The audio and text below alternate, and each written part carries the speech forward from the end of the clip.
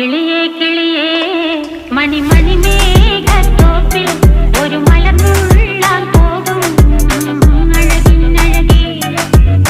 കിളിയേ കിളിയേ മണിമണിമേഘത്തോപ്പിൽ ഒരു മലർന്നുള്ളാൻ പോകും അഴകിനഴകേ. ഉയരങ്ങളിലൂടെ പല നാടുകൾ തേടി ഒരു കിന്നാരം മുഴും കുളിരിൻ കുളിരേ.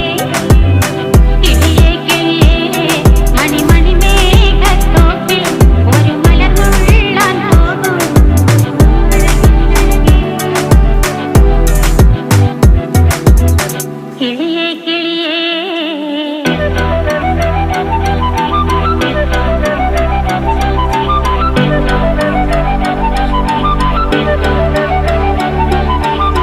কিলিয়ে কিলিয়ে করতে পারতাম, কিন্তু ভাজার থেকে এইভাবে রান্না করলে টেস্টটা খুবই ভালো হয়, যার কারণে আমি এইভাবে রান্নাটা আপনাদের সাথে শেয়ার করছি।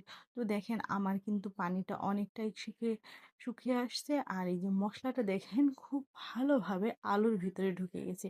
এতে করে কি হবে, আপনি যখন আলুটা খাবেন তখন আপনি কিন্তু আলুটা থেকে খুব ভালো একটা ফ্লেভার পাবেন।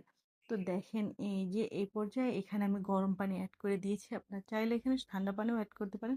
তবে গরম পানি দিলে কি হয়, খাবারের টেস্টটা সেম থাকে, একটু নষ্ট হয় না।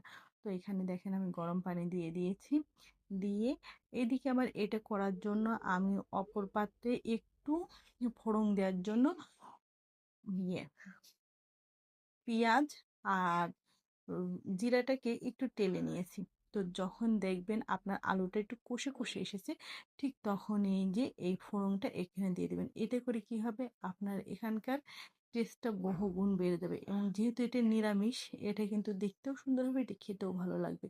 তো দেখেন এটা দেওয়ার পরে আমার ঝোলটাও কিন্তু অনেকটা ঘন হয়ে এসেছে, আর দেখতে কতটা লোভনীয় লাগছে।